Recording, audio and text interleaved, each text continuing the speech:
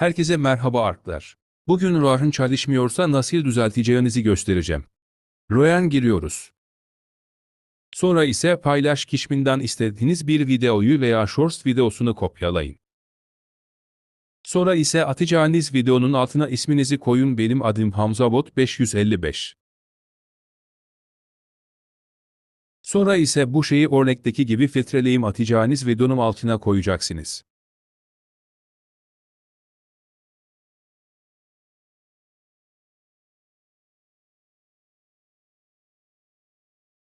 Kopyaladıktan sonra ise buraya yapıştıracaksınız.